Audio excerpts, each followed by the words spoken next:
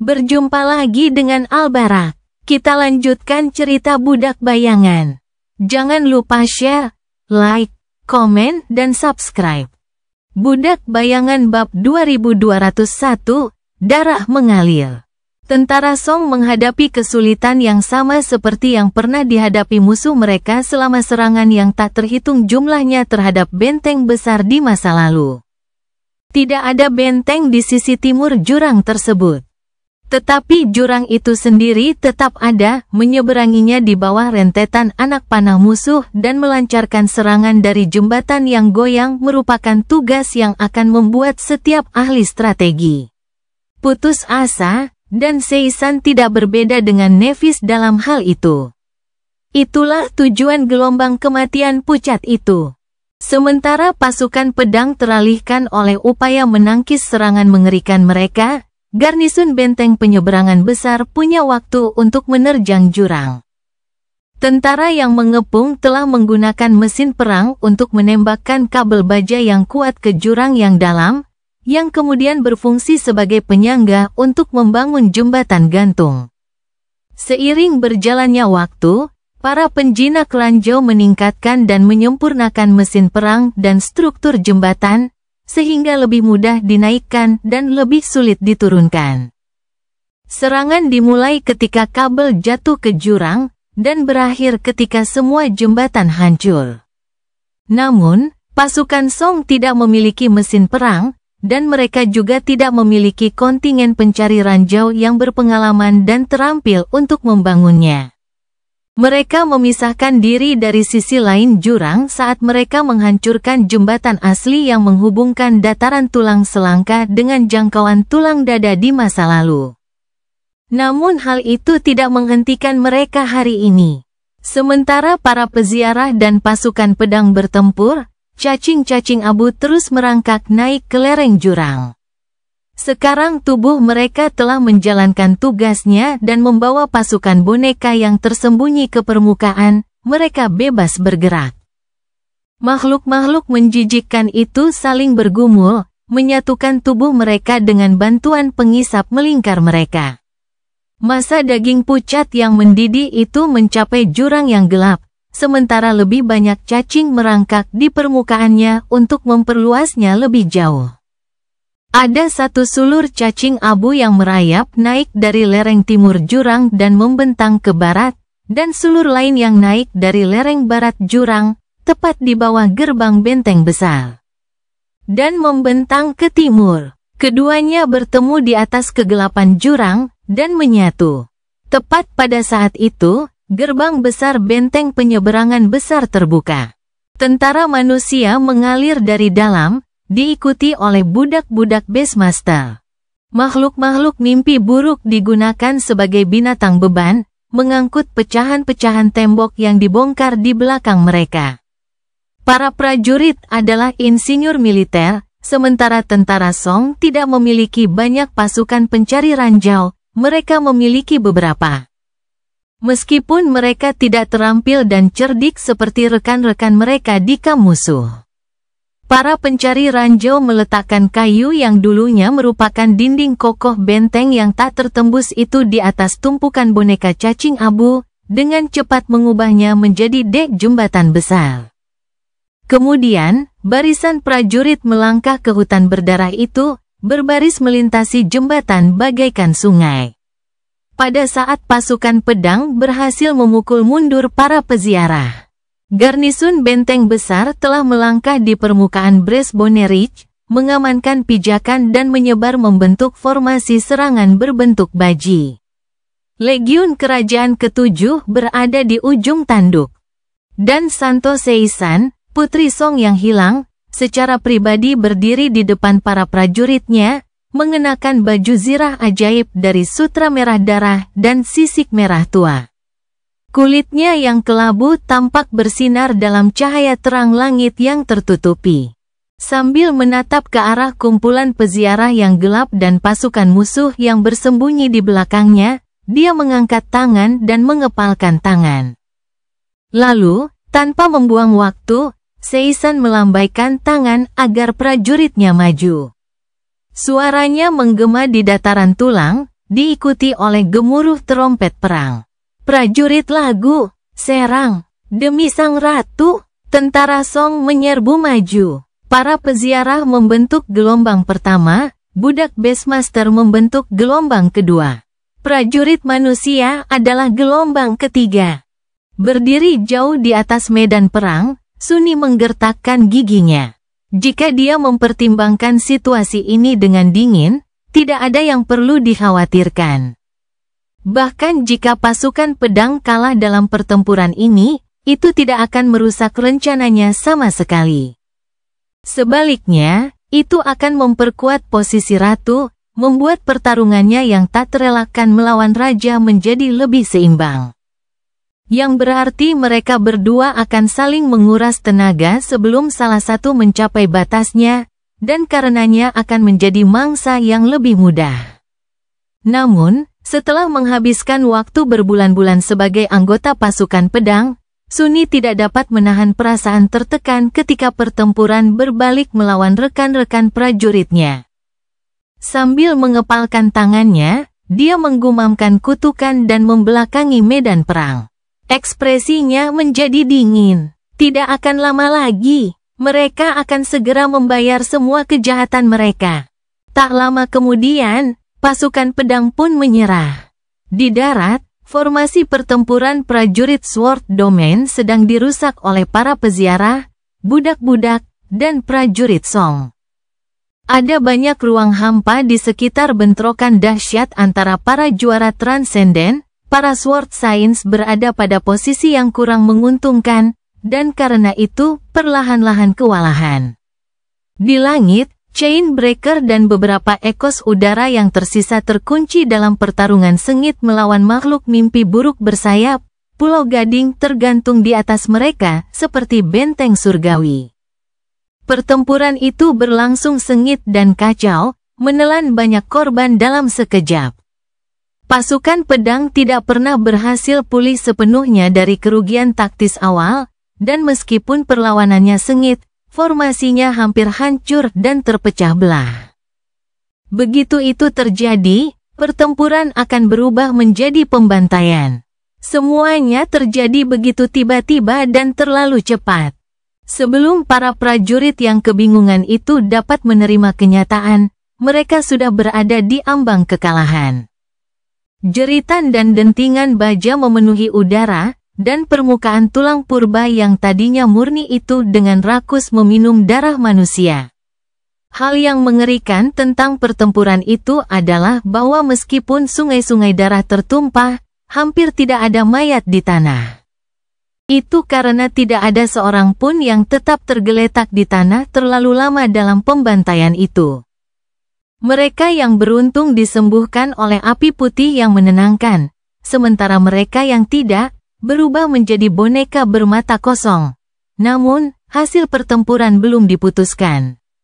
Karena Changing Star dari klan Immortal Flame belum ikut campur dalam pertempuran itu.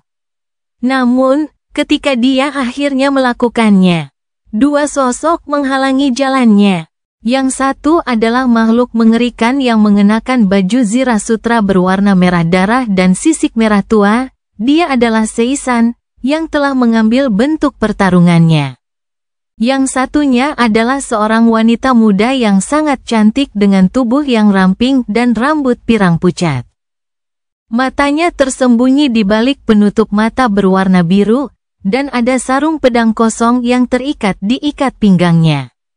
Itu Casey. Dia berdiri tak bergerak di tengah medan perang, tidak menunjukkan emosi apapun. Ekspresinya tenang, hampir tenteram, seolah-olah mimpi buruk mengerikan di medan perang yang mengerikan itu sama sekali tidak memengaruhinya. Nevis menurunkan pedangnya, menatap Casey dengan sedikit keraguan di matanya yang dingin dan kelabu. Kas. Dia hanya berpura-pura terkejut. Tentu saja, karena sudah bisa menebak apa yang ingin dilakukan Casey. Dan apa yang akan dilakukan klan Song juga. Namun, masing-masing dari mereka punya peran yang harus dimainkan. Sosok mengerikan Seisan tiba-tiba muncul di hadapan peramal buta itu. Namun, Bahkan saat cakar makhluk mengerikan itu terangkat dan menempel di tenggorokannya, Casey tidak bergerak. Nevis. Suara Seisan yang biasanya menyenangkan dan serak terdengar serak dan terdistorsi, keluar dari mulutnya yang menakutkan. Lebih baik kau mundur, akan ada banyak pertempuran. Tapi kau hanya punya satu teman. Nevis menatap Putri Song dengan dingin saat api putih menyala di matanya. Kau tampak percaya diri, Seisan. Apa kau yakin bisa menyakitinya sebelum aku mengubahmu menjadi abu? Seisan tampak ragu sejenak. Kemudian, bibirnya melengkung membentuk seringai, memperlihatkan beberapa baris taring berbentuk segitiga yang tajam. Saya yakin saya bisa, tapi jangan sampai kita tahu. Dengan itu, dia menurunkan tangannya, meninggalkan beberapa luka dangkal di leher ramping Casey. Kemudian, Seisan berkata dengan tenang, Kasia. Pada suatu saat, sebuah belati muncul di tangan wanita yang lembut itu.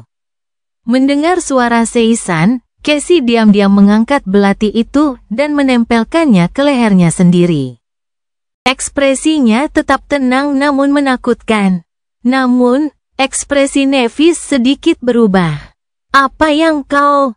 Sebelum Casey dapat menyelesaikan kalimatnya, dia menekan bilah pisau itu lebih dalam dan aliran darah tipis keluar dari bawahnya. Berhenti, Nevis melangkah maju, lalu membeku, memamerkan giginya. Suaranya terdengar tenang, tapi ada nada waspada di dalamnya, berhenti. Seisan mengamatinya dengan serius sejenak. Menurutku, kaulah yang harus berhenti. Lihatlah sekeliling. Pertempuran ini sudah kalah. Kau tidak akan mendapatkan apapun jika terus berjuang. Sebaliknya, kau akan kehilangan sesuatu yang berharga. Menjawab aspeknya, darah mengalir lebih cepat dari luka di leher Casey. Nevis menatap Seisan tanpa bersuara selama beberapa saat, matanya yang menyala-nyala menampakkan perasaan jijik yang kelam. Detik demi detik berlalu, dengan lebih banyak darah mengalir di tulang kuno itu. Akhirnya, dia menggertakkan giginya, dan berteriak, mundur. Budak Bayangan bab 2202, dengan satu cara atau cara lain. Pertempuran berdarah telah berakhir, itu adalah cobaan yang aneh. Tidak seorang pun menduga ratu akan menyerang, tetapi dia melakukannya.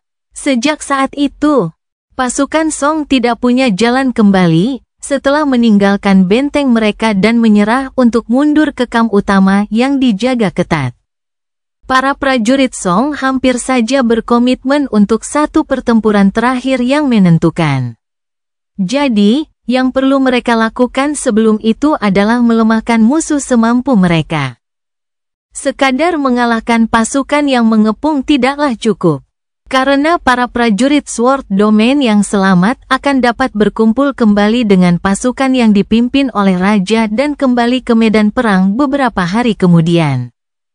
Tidak, yang Kisong butuhkan adalah pembantaian. Pembantaian menyeluruh yang akan melukai seluruh pasukan pedang, memangkas kekuatan keseluruhannya hingga hampir setengahnya.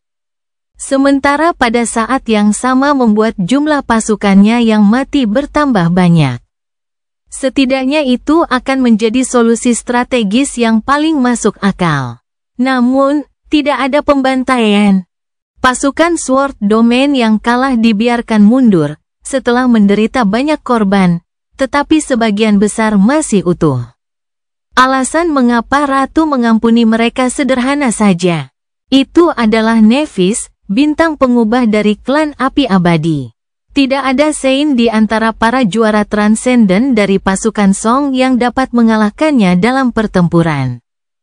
Bahkan jika mereka bergabung, hasilnya tidak jelas, terutama mengingat ada Sein pedang lain yang mendukungnya. Satu-satunya cara untuk mengalahkan Changing Star adalah dengan membunuhnya sendiri. Yang sangat mungkin dilakukannya sekarang karena konfrontasi terakhir sudah dekat. Akan tetapi, Jika Qi Song benar-benar memasuki medan perang untuk membunuh Nevis dan menghancurkan kontingen besar pasukan pedang, maka Anvil of Valor pasti akan melakukan hal yang sama. Memusnahkan pasukan Song di Laser Crossing secara langsung. Prajurit yang tak terhitung jumlahnya akan tewas, dan banyak orang suci juga akan tewas. Raja akan kehilangan putri angkatnya, sementara ratu akan kehilangan 3 putrinya. Pada akhirnya, kedua belah pihak akan keluar dari konflik dengan berlumuran darah dan lemah, karena tidak memperoleh keuntungan yang menentukan. Memang, Qi Song akan memperoleh lebih banyak keuntungan dari pertukaran mengerikan itu daripada Anvil. Itu karena dia tidak hanya akan membunuh Changing Star, tetapi juga menaklukkan bentengnya, Pulau Gading, anugerah besar yang dapat sangat meningkatkan posisinya di Godgrave. Jadi, logika perang yang dingin masih menyatakan bahwa darah harus ditumpahkan. Tetapi mungkin karena ratu lebih peduli terhadap putri-putrinya dibandingkan raja, ia pun mengurungkan niatnya. Pertempuran yang mengerikan itu berakhir tiba-tiba tanpa seorang penguasa melepaskan kekuatan mereka, dan pasukan pedang yang babak belur dibiarkan mundur. Pulau Gading menjauh, mengawasi para prajurit yang mundur, sebagian besar dari mereka selamat, tetapi banyak yang tidak. Tentara Song menyaksikan dengan diam membisu. Di suatu tempat yang jauh, di Hollows, berita tentang serangan mendadak itu telah sampai ke telinga Raja Pedang. Setelah itu, aksi terakhir perang profan Godgrave mulai terjadi. Inisiatif ada di pihak tentara Song, jadi mereka berhak memilih medan perang terakhir. Anehnya, Qi Song tidak memimpin prajuritnya ke selatan, tetapi malah berbaris lebih jauh ke timur melintasi Bresbone Ridge, lebih dalam ke wilayah yang dikuasai Anvil. Akhirnya, pasukannya mencapai tepi utara tulang dada Dewa Kematian, suatu titik yang hampir tepat berseberangan dengan jurang besar jauh di selatan, tempat kuil tanpa nama berdiri. Di luar sana, dengan jurang yang dalam menuju barisan pegunungan jauh di belakang tulang punggung kerangka raksasa itu, para prajurit Song mendirikan kemah dan mulai mempersiapkan diri untuk pertempuran. Mereka tidak mungkin memilih medan perang yang lebih menyeramkan. Di sini, pinggiran pegunungan Hollow sangat dekat, dan pegunungan gelap itu sendiri menjulang dari tanah seperti dinding hitam bergerigi di kejauhan. Angin dingin bertiup dari lereng berkabut, bertabrakan dengan udara panas Godgrave, dan melahirkan tornado yang dahsyat dari waktu ke waktu. Yang paling mengganggu dari semuanya, tengkorak raksasa dewa yang telah mati itu menjulang di atas tepi utara Bresbone Ridge, skalanya yang tak terbayangkan mengerdilkan seluruh dunia meskipun jaraknya jauh. Leher dan kepala kerangka raksasa itu bersandar di lereng Hollow Mountains, seolah-olah di atas bantal, sehingga hampir tampak seolah-olah tengkorak itu menatap langsung ke medan perang dari atas.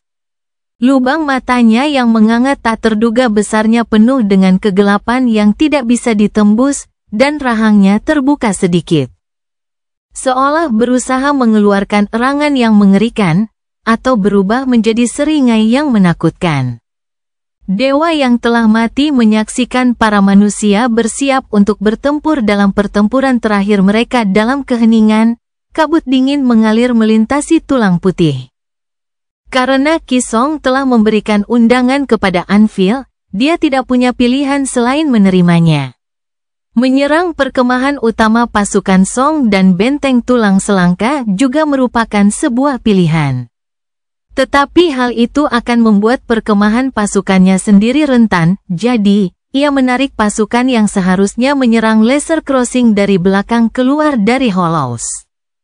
Mengumpulkan kontingen pengepungan kedua dari pasukan pedang, dan berbaris ke utara. Para pembela Laser Crossing dihadapkan pada situasi yang membingungkan. Pasukan yang mengepung benteng mereka mundur, membuat mereka tidak bisa berbuat apa-apa. Pada saat yang sama, mereka tidak bisa menyeberangi Bresbone Ridge, karena pasukan raja menghalangi. atau kembali ke dataran Collarbone dan berbaris ke timur, karena tidak cukup waktu. Oleh karena itu, mereka tidak bisa bergabung kembali dengan Ratu sebelum pertempuran terakhir. Maka, sebagai gantinya, kontingen yang lebih kecil dari pasukan Song menyeberang dari tulang rusuk pertama ke jangkauan tulang dada dan bergerak ke selatan, dengan tujuan menaklukkan kuil tanpa nama. Namun, masih harus dilihat apakah mereka akan mencapainya sebelum kedua pasukan itu bertempur. Sang raja tampaknya percaya bahwa mereka tidak akan melakukan itu.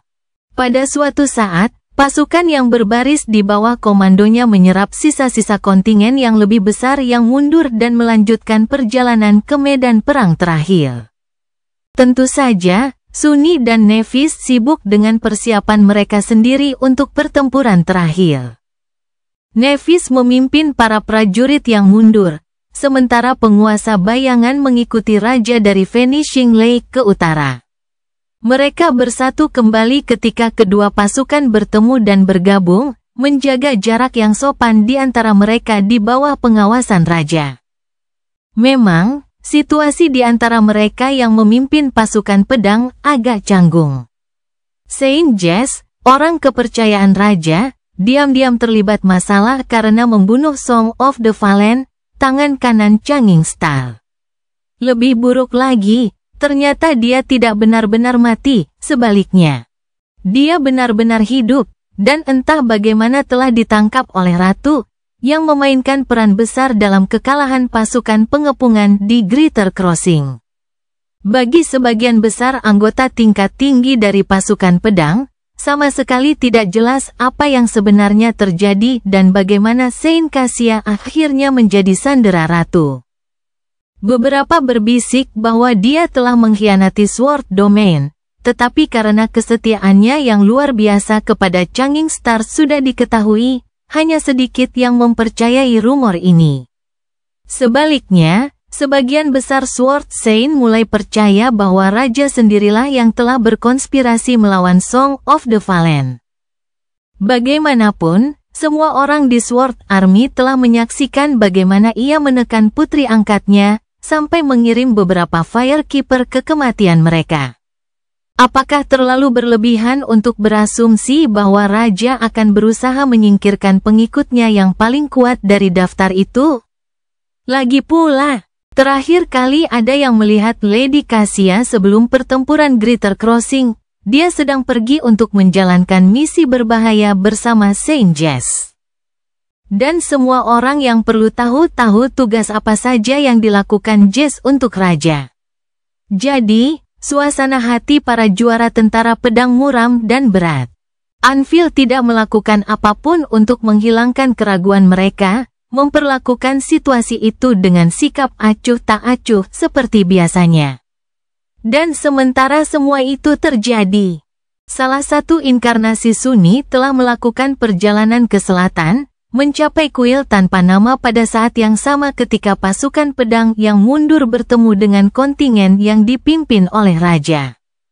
Di permukaan, ia bertindak atas perintah, dengan tujuan mempertahankan benteng dari kemungkinan kelompok penakluk juara Song.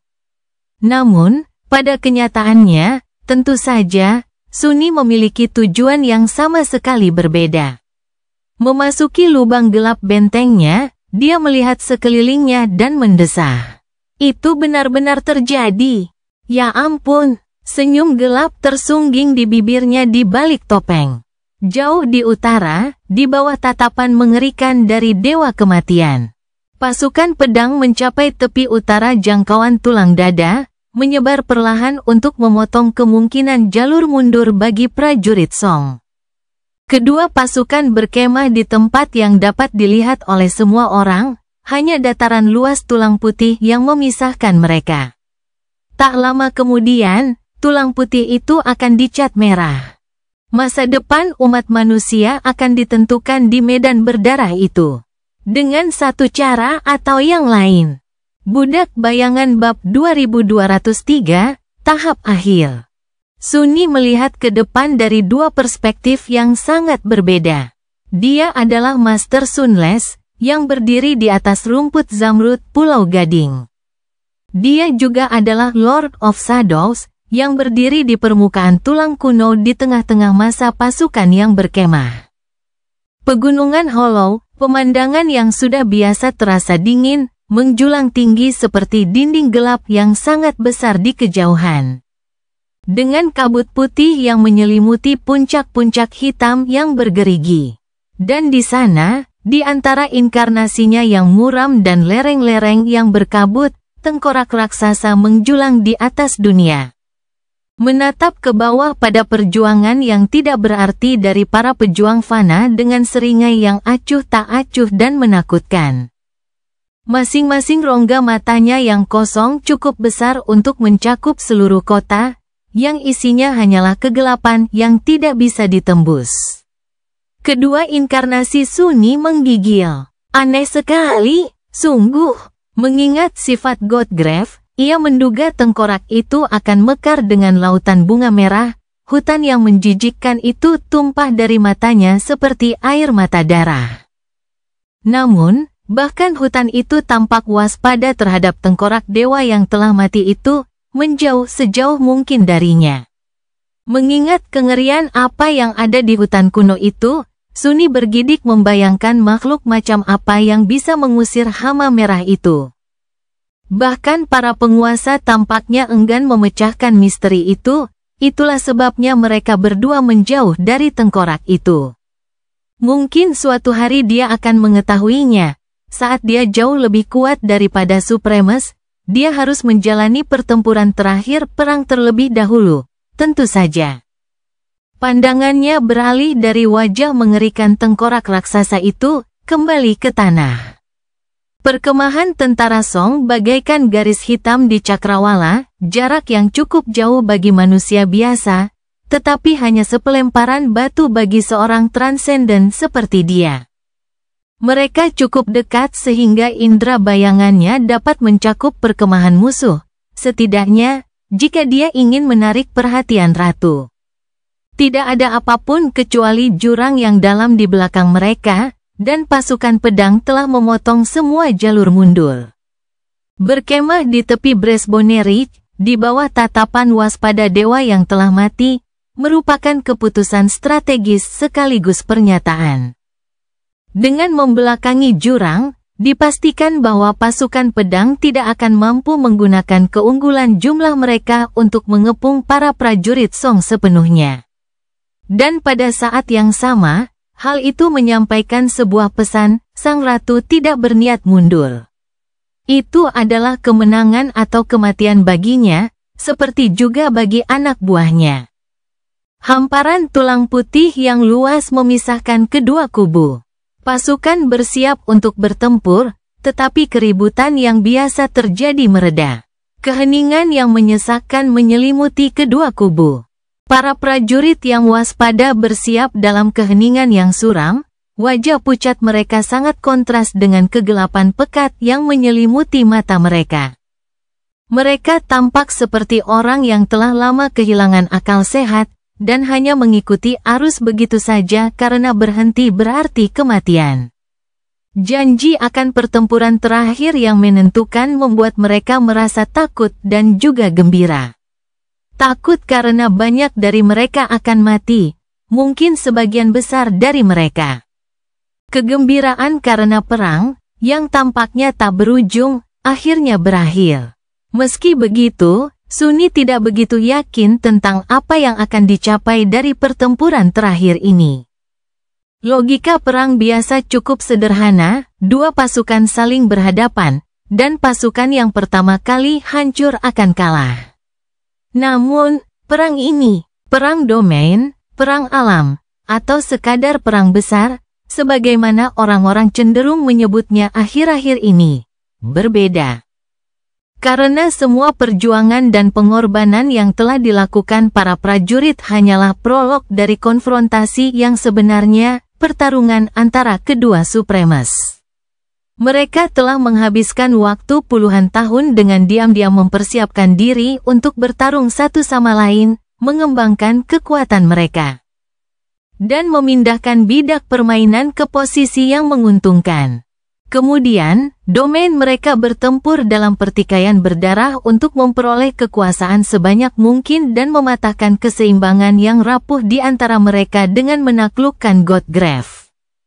Anvil keluar sebagai pemenang dari pertempuran itu, hampir mendorong pasukan Kisong keluar dari kerangka raksasa itu, tetapi sang ratu akhirnya menang. Ia telah menghancurkan House of Night, merebut benteng-benteng Stormsea, dan melepaskan Mordred di Sword Domain, sehingga mengurangi kekuatan musuh sekaligus meningkatkan kekuatannya sendiri. Sekarang, waktu berpihak padanya. Semakin lama dia menunda konfrontasi terakhir, semakin besar kemungkinan Valor akan kehilangan Bastion. Ada juga Revel dan Gilead, yang seharusnya mendekati dua benteng yang tersisa di Godgrave, yang berarti Anvil tidak akan memberinya waktu dan menyerang secepat mungkin. Namun, apa yang dapat dicapai oleh serangan semacam itu? Membantai prajurit yang telah bangkit akan sedikit mengurangi kekuatan domain, tetapi tidak sebanyak menaklukkan benteng atau membunuh orang suci. Dan tidak ada penguasa yang akan membiarkan orang suci mereka jatuh tanpa alasan. Tidak ada benteng di tepi utara jangkauan tulang dada. Tidak ada wilayah yang harus ditaklukkan di sini juga. Jadi, sejauh yang Sunni bisa mengerti, kedua pasukan itu bersiap untuk bertempur tanpa alasan apapun. Jika para penguasa waras, dan mereka waras, dengan cara mereka sendiri yang menyimpang, mereka tidak akan mengirim prajurit mereka untuk saling membantai di medan perang putih bersih ini. Sebaliknya, mereka akhirnya akan melangkah ke medan perang sendiri. Kisong setidaknya punya beberapa alasan untuk memperpanjang konflik, tetapi Anvil tidak. Jadi, meskipun Ratu mencoba memaksakan bentrokan antara kedua pasukan, ia tidak punya alasan untuk membiarkannya mengulur waktu. Para prajurit hanyalah alat untuk mengikat musuh, potensi bahaya yang tidak dapat diabaikan, dan karenanya akan memaksa musuh untuk bertindak. Mereka hanya ada di sini untuk menyaksikan satu penguasa jatuh, sementara yang lain naik tahta perang. Sunni menarik napas dalam-dalam, yaitu, jika saya mengerti segalanya, namun bisa saja ada sesuatu yang terlewatkan olehnya. Apapun kasusnya, panggung sudah disiapkan. Tokoh utama drama itu akan menjadi pusat perhatian. Sejarah akan menentukan siapa pahlawan dan siapa penjahat. Bukan berarti itu penting, dalam skema besar, dia telah melakukan semua yang dia bisa juga. Sekarang, waktunya untuk melihat apakah usahanya cukup. Tidak ada siang dan malam di Godgrave, dan karena itu tidak ada fajar. Jadi, saat kedua pasukan itu bergerak dan mulai bergerak, tidak ada bedanya dengan yang lain. Master Sunless menarik napas dalam-dalam di Pulau Gading. Jauh di bawah, sang penguasa bayangan mematahkan lehernya. Ini benar-benar berakhir. Sambil tersenyum di balik topeng, dia melirik tengkorak yang menjulang itu untuk terakhir kalinya. Perhatikan baik-baik, apapun yang kamu lakukan. Aku tidak tahu bagaimana drama ini akan berakhir, tetapi yang pasti akan menghibur. Budak Bayangan Bab 2204, Tanpa Nama. Di seberang hamparan tulang putih bersih yang luas, Rain menyaksikan dengan tatapan kosong saat para prajurit di sekelilingnya perlahan meninggalkan perkemahan untuk berkumpul dalam formasi pertempuran. Legiun Kerajaan Ketujuh, meskipun telah menderita banyak korban, sekali lagi berada di pusat pasukan Song. Mereka akan menghadapi para ksatria keberanian sekali lagi, dan menanggung pertempuran paling sengit sekali lagi. Namun, jika ada yang berbeda, kali ini Putri Seisan yang memimpin mereka secara pribadi. Keanggunan dan kecantikannya yang luar biasa cukup untuk membuat orang terkesima. Hari ini, bagaimanapun, kecantikannya memudar di hadapan seorang wanita cantik yang berdiri di sampingnya. Dia adalah Saint Cassia, Song of the Fallen, sandera transenden dari sang ratu. Salah satu dari mereka seperti bulan, sementara yang lain seperti matahari. Mata para prajurit tertarik pada kedua orang suci itu tanpa keinginan mereka, dan Rain dapat melihat sedikit emosi aneh seperti mimpi menyala dalam tatapan mati rasa para prajurit yang ketakutan itu. Itu seperti cara Rai memandang Fleur, dan Fleur memandang Rai. Kalau dipikir-pikir, itu juga seperti cara kakaknya memandang pecahan jiwa. Yang agak aneh, mengingat dia belum melihatnya menyerap pecahan jiwa sekalipun. Setiap orang punya pilihannya sendiri, saya rasa. Rain tidak tahu bagaimana Cassie akhirnya ditangkap oleh klan Song, dan tidak dalam posisi untuk mengkhawatirkan Sein yang cantik itu. Sambil menarik napas perlahan, dia menatap bayangannya. Kemudian dia berbisik pelan, apakah benar-benar akan terjadi pertempuran? Telah terjadi banyak pertempuran dalam perang ini, tetapi tidak ada yang semenakutkan ini. Bagaimanapun, ini akan menjadi yang terakhir. Pasukan Song juga tidak punya tempat untuk mundur. Bayangannya menjawab dengan berbisik, aku tidak tahu. Dia terdiam beberapa saat, lalu menambahkan dengan muram, apapun yang terjadi, berusahalah semampumu untuk bertahan hidup. Aku mungkin sakit nanti. Rain mengembuskan napas. Ada emosi aneh di hatinya. Sesuatu yang belum pernah ia rasakan sebelumnya, dan tidak dapat ia sebutkan namanya.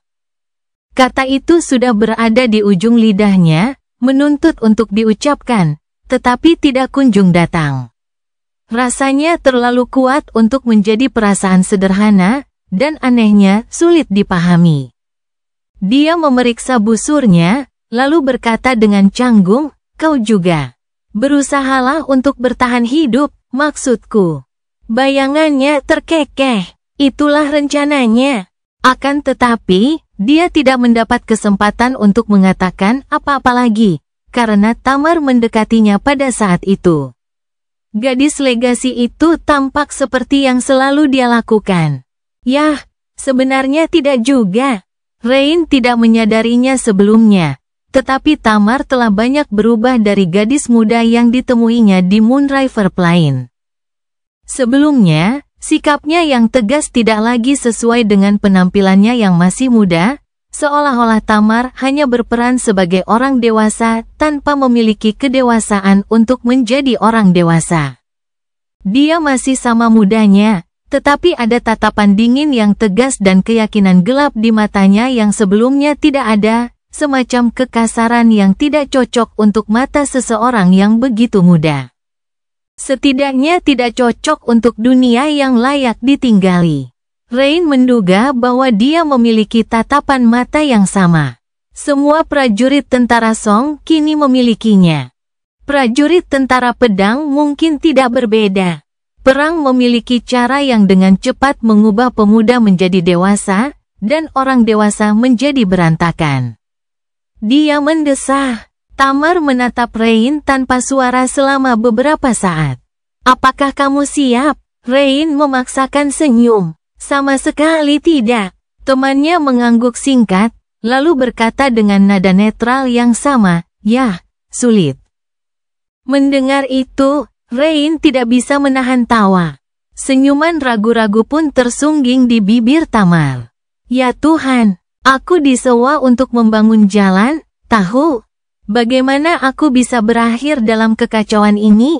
Tamar mengangkat bahu. Kamu tidak tahu? Dia ragu sejenak, lalu mendesah. Dengar, Rani, aku tidak akan menyebutkan apapun, tetapi karena kau bertanya, aku akan mengatakannya saja. Itu karena kau tidak begitu pintar. Tidak, sungguh, setiap keputusan yang kau buat tidak bijaksana. Sebenarnya, tidak bijaksana tidak cukup untuk menggambarkannya. Tidak bijaksana, sangat bodoh. Ya, itu lebih baik. Sejujurnya, agak mengejutkan, konsistensimu dalam membuat pilihan terburuk dalam setiap situasi. Rain menyeringai, melihat seberapa banyak Tamar yang biasanya pendiam berbicara, dia tampak gugup juga. Logikanya cukup masuk akal. Rain mendesah dan menggelengkan kepalanya, lalu bertanya dengan nada sedikit geli, "Kau tahu kan kalau Rani bukanlah nama asliku?" Itu hanya sesuatu yang tiba-tiba terlintas di benaknya. Agak lucu, tidak ada satupun teman-temannya yang tahu siapa namanya. Mereka bahkan bisa mati tanpa pernah mengetahuinya. Itu akan sedikit menyedihkan. Tamar berhenti bicara dan berkedip, menatapnya dengan bingung. Beberapa saat kemudian, dia bertanya perlahan, "Bukan begitu?" Rain menggelengkan kepalanya. "Tidak." Temannya tampak benar-benar terkejut. Dia terdiam beberapa saat, lalu mengangkat sebelah alisnya. "Siapa nama aslimu? Kalau begitu?"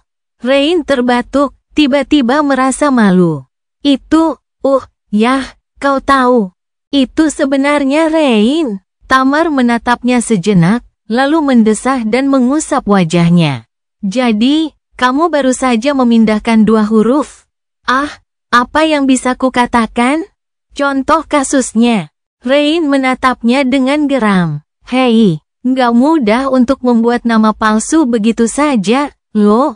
Coba saja." Legasi muda menggelengkan kepalanya. "Aku tidak mengerti mengapa aku akan melakukan itu." Mereka saling memandang dan tersenyum. Meskipun begitu, senyum mereka pucat dan rapuh. Di sekeliling mereka, pasukan Song bergerak perlahan, berkumpul dalam formasi pertempuran. Di seberang dataran putih bersih yang luas, pasukan pedang melakukan hal yang sama.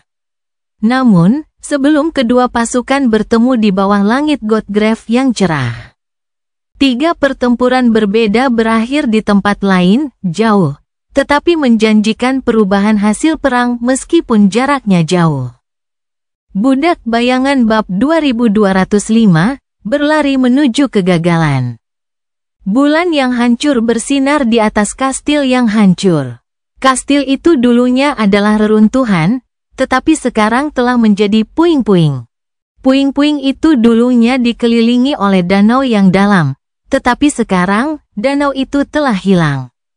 Dasarnya telah terungkap, dengan segala misteri dan kengeriannya. Tak peduli apa yang ada di dasar danau, Morgan of Valor membungkuk di atas panci paduan dan menatap api dengan tatapan kosong. Ada hembusan angin sepoi-sepoi, dan Nightingale mendarat di dekatnya, menyambutnya dan para orang suci lainnya. Kemudian, angin kencang menghantam sisa-sisa tembok yang runtuh yang melindungi api, dan sebuah kerikil kecil jatuh dari sana ke arah panci. Morgan tidak bergerak, membiarkan kerikil itu jatuh ke dalam panci. Beberapa saat kemudian, dia mendesah berat. "Aku muak dengan hal ini. Sudah berapa kali?" Hari itu berulang terus-menerus. Setiap kali, dia mengumpulkan para seinnya dan menghadapi saudaranya dalam pertempuran. Setiap kali, mereka kalah telak dan tewas.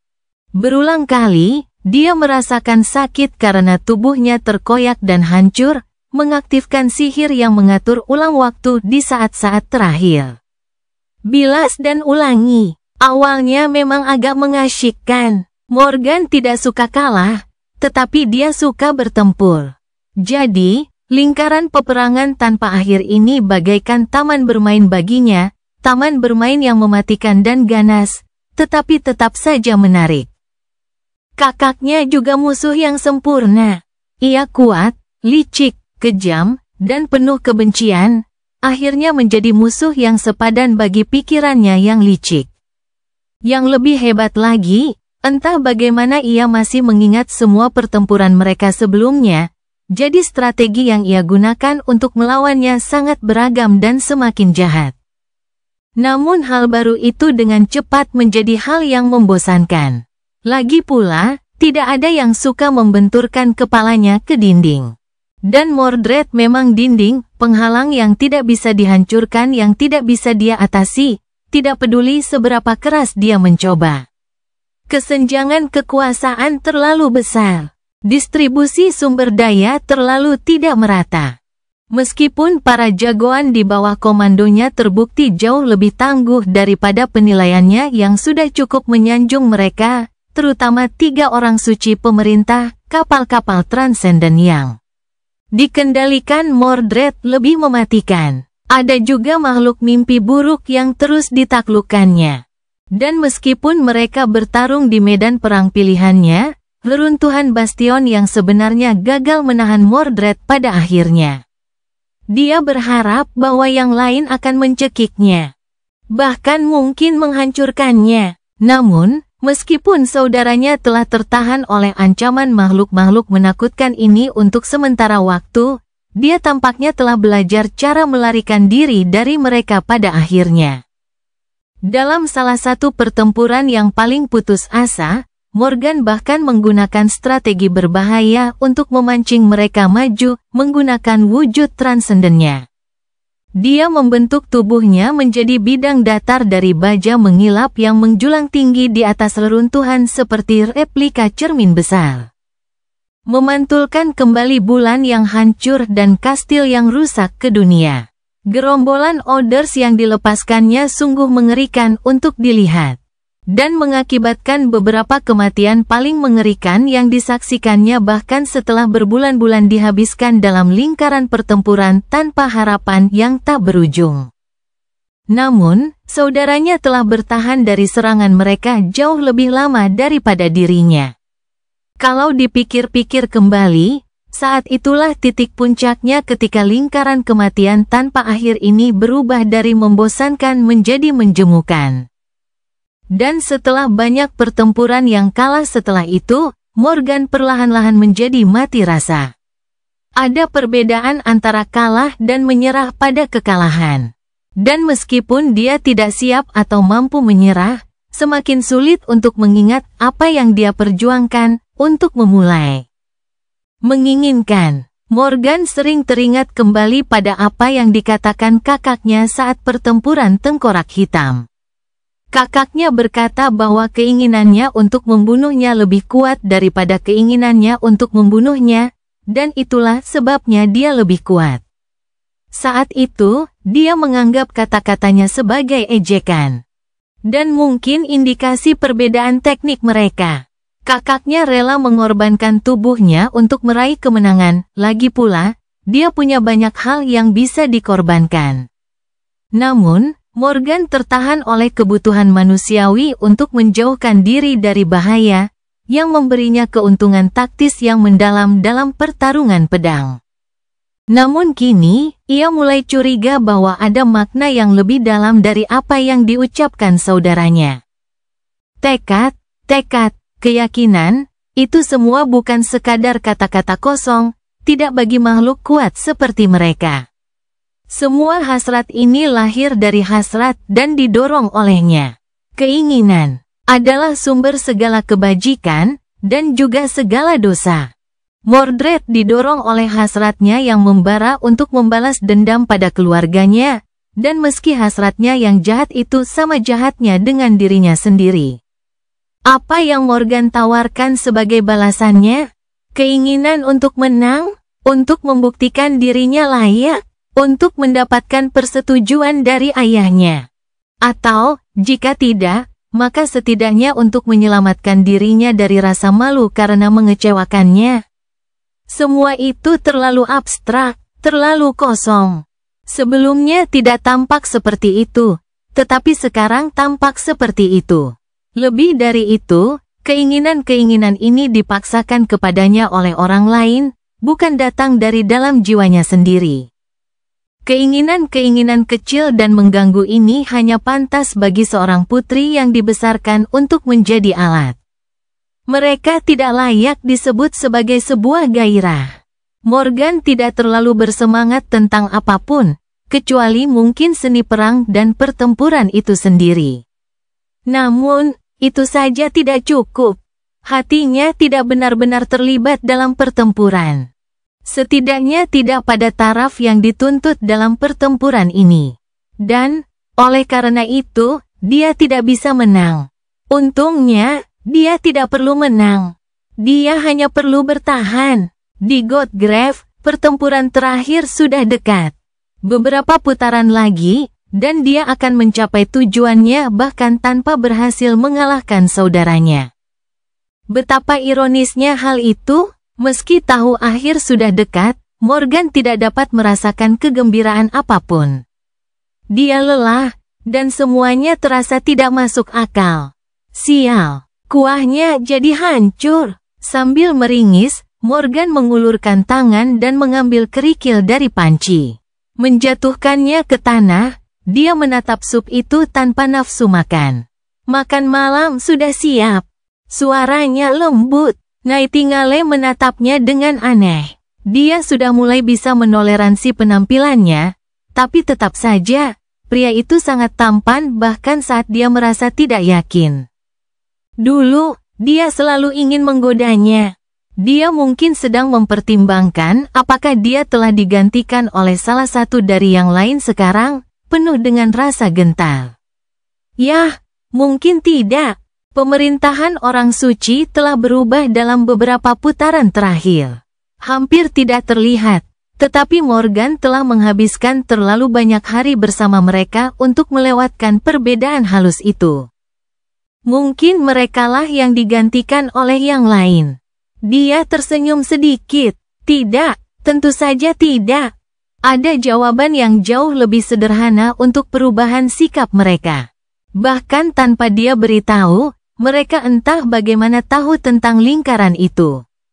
Cerita bersambung. Jangan lupa share, like, komen, dan subscribe. Agar tidak ketinggalan cerita selanjutnya.